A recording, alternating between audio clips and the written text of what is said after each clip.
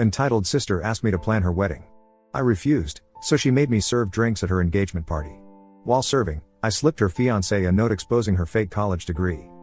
I, 27F, have an older sister named Sheila who I absolutely despise.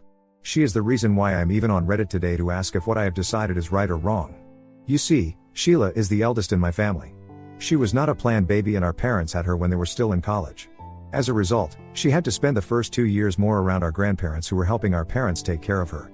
Our parents did visit her as much as they could while still working hard to graduate. When they finally graduated, our parents decided to get married to each other, and this is when Sheila started to live with them. I guess this is why she is extremely clingy and wants attention from them all the time. However, Sheila spent 3 years being the center of our parents' world until my mother got pregnant with me. From the moment I was born, Sheila has despised me. My earliest memories are of her trying to push me away if I ever tried to crawl towards her or even pull my hair until I started crying loudly in pain. Our parents would always try to console me, saying that this was normal sibling stuff and that every older sibling takes some time to adjust. But Sheila never changed over the years. If anything, she became even worse. She would loudly scream at me as a kid every time I would try to have a conversation with her. In many instances, she has tried to lock me multiple times to prevent me from going up to our parents. I would keep banging on the door or crying until one of our parents would come and rescue me. Sometimes she would even resort to slapping me or kicking me if she got annoyed around me. As a child, I did not know that these were some major issues since my parents never made it a big deal. I always thought maybe eventually my big sister would warm up to me one day. The moment that truly changed my perspective on her happened one afternoon when she asked me to play ball with her while our dad was at work and our mom was taking a nap. Being taller, she had a clear advantage, but instead of playing fair, she kept throwing the ball directly at my face. I repeatedly asked her to stop, but she just smiled and continued. Eventually, the ball struck me hard, and I felt warm liquid trickling down my face. My nose was bleeding, and the pain was intense. Tears welled up in my eyes as I struggled to hold back the pain. As I attempted to retreat back into the house with blood staining my shirt, Sheila chased after me and halted me in my tracks. She insisted that I couldn't tell our parents what had happened and demanded that I fabricate a story about falling face first onto the ground. Despite my agony, she refused to let me seek help from Mom until I agreed to her terms. I did lie to our parents, but thankfully Dad had CCTV installed everywhere around the house and he checked the footage. Our parents were shocked to see how Sheila had repeatedly hit me with the ball. While Dad yelled at her, Mom tried to protect her, saying how perhaps this was a one-time thing and gently tried to talk to Sheila to find out why she would ever do this to me. Sheila looked pissed that they had found out the truth and glared at me angrily throughout their questioning. She maintained her innocence and my parents let it go, hoping that she would change. However, I knew she would blame me for all this, and this is when her bullying started to get even worse. She would intentionally try to slam the car door on my fingers whenever she could get a chance, or shove me into the school hallway when she was sure there were no teachers around. If I ever sat down with friends, she would find me during lunch and tell my friends how they should not be around a stinky backstabber like me. She would try to even steal my lunchbox or my lunch money so I would have nothing to eat that day. Despite my attempts to confide in my mother, who tried to address Sheila's behavior through gentle parenting, it proved futile and her bullying persisted. When I turned 9, I convinced my parents to throw me an anime-themed birthday party, something I had been pleading for, and to my delight, they finally agreed. However, Sheila had been relentless in her teasing, calling me a tomboy and scoffing that no one would even show up. Much to her surprise, and mine, the opposite happened. As I invited my classmates, word spread among those boys and girls who shared my interest in anime, and they eagerly accepted the invitation. When the day of the party arrived, each guest arrived at my party dressed as their favorite anime character. It was a resounding success, and my parents, who had often seen me as reserved and shy due to Sheila's bullying, were amazed to witness how confident and well-liked I was among my peers. Sheila sulked around the house the whole evening and even refused to sing happy birthday with other guests when it was time for me to cut the cake. Honestly, I didn't care, because for once I liked being the center of attention without my sister trying to steal my thunder.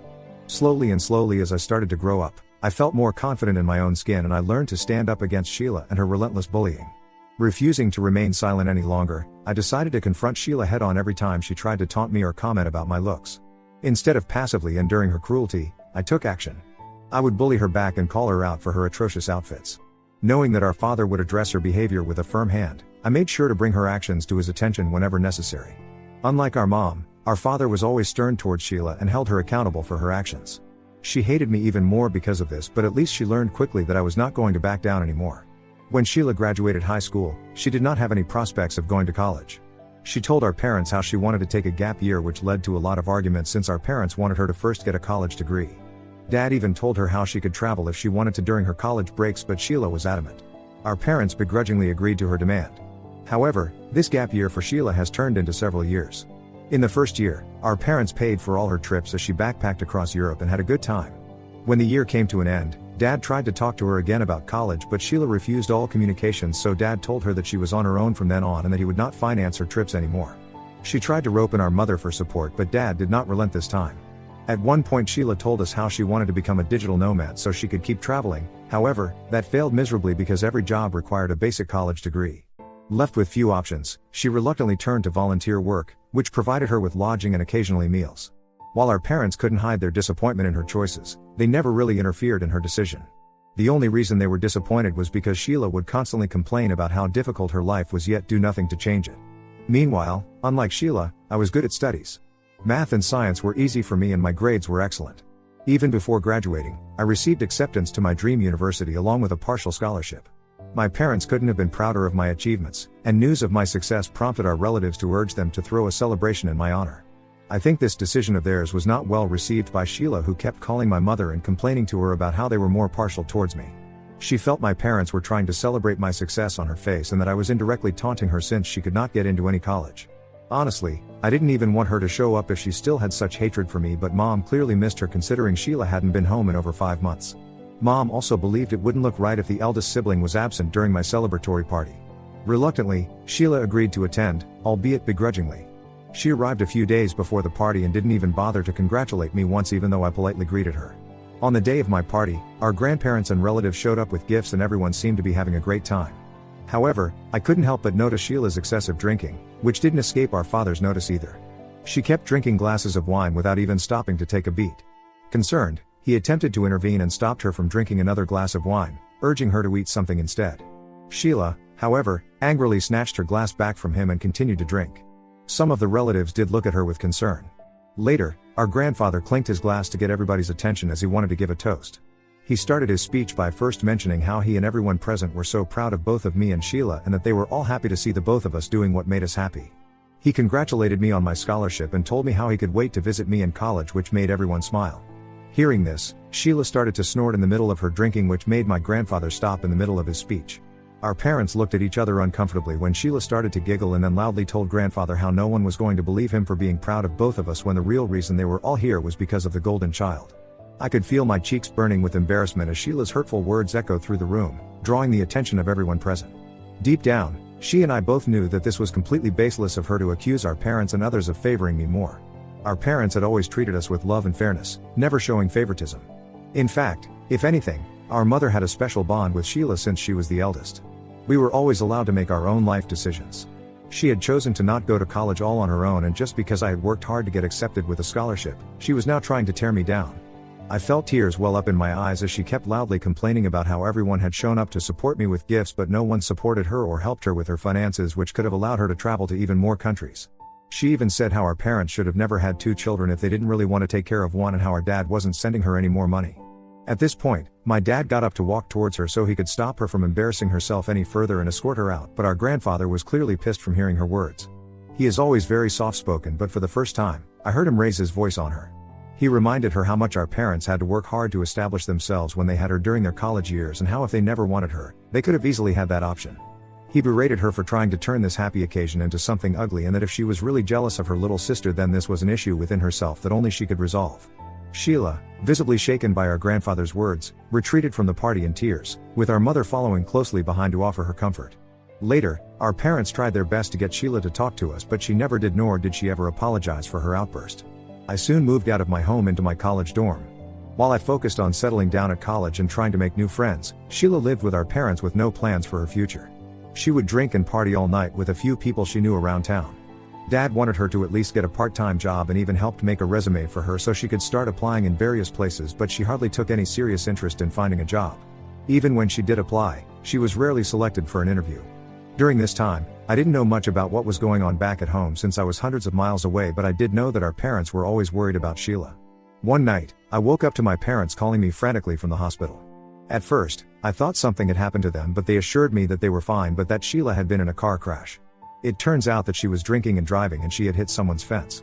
Luckily no one was hurt because of this. She was not arrested, however Dad had to pay for all the damages that she had caused.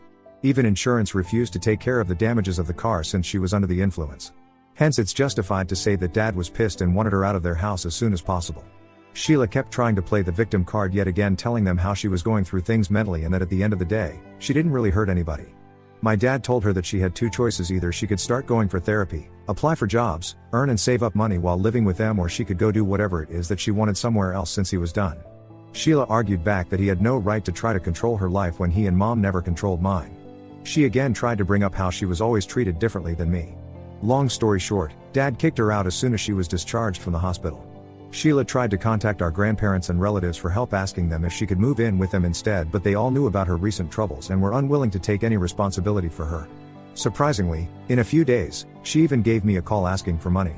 I had a few $1,000s saved up since I had a part-time job during high school, so despite how badly she had treated me in the past, I decided to help her out. I could not bear letting my sister couch surf with her friends, so I transferred whatever money I could, hoping that she would make wiser decisions and that it would somehow repair our relationship. Well, not surprisingly, she used that money to booze and party with her friends instead of finding accommodation for herself. I saw her Snapchat story and tried to text her about it, thinking we could have a sane, adult conversation about it, but she decided to block me instead. I was so pissed at how she just used me whenever she wanted to that I was also done with her manipulative behavior. I realized that if she wanted to continue being an irresponsible, immature person, then there was nothing that I could do to save her anymore. Sheila did try to reach out to our parents whenever she was in desperate need of money, but even mom had enough of her at this point and would ignore her calls since we all knew how she was going to be using the money. For the next 3 years, we hardly heard from her. Although both of our parents missed her, they hoped that she could eventually find her own footing in this world and turn her life around.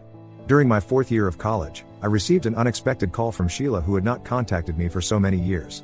I did feel a bit of hesitation about picking up her call, but decided to, just in case she was in some real danger. However, Sheila sounded excited as she asked me how I had been and what I had been up to lately. The most frustrating thing about having a conversation with Sheila is the way she acts and talks so nonchalantly, as if the past is all forgiven. I awkwardly brought up the fact that she had blocked me for years, but she dismissed it, claiming to have forgiven me for my past mistakes and wanting to start afresh. I had no idea as to what exactly she had forgiven me for, but before I could ask further, she opened up to me about how she had met someone last year. I asked her who he was, and she started gushing about how he was the dreamiest guy she had ever met and that she wanted us to meet him. She asked me if I would be free for dinner that weekend so I could visit our hometown, where our parents could also meet this mystery guy.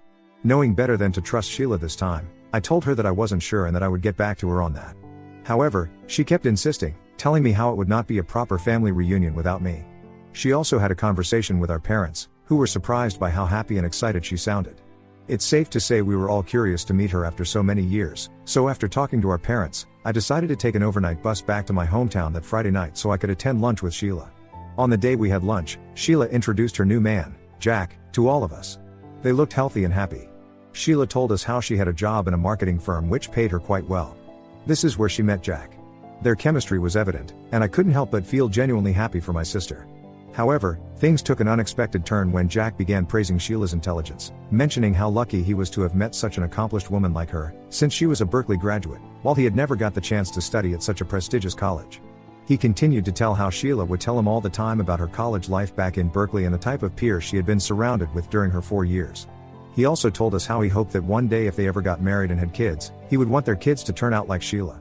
We looked at him and smiled awkwardly, as we were all clearly confused as to why he would think Sheila had graduated from Berkeley when she didn't even have a college degree to begin with. Sheila avoided making any eye contact with us after that and swiftly changed the conversation to something else.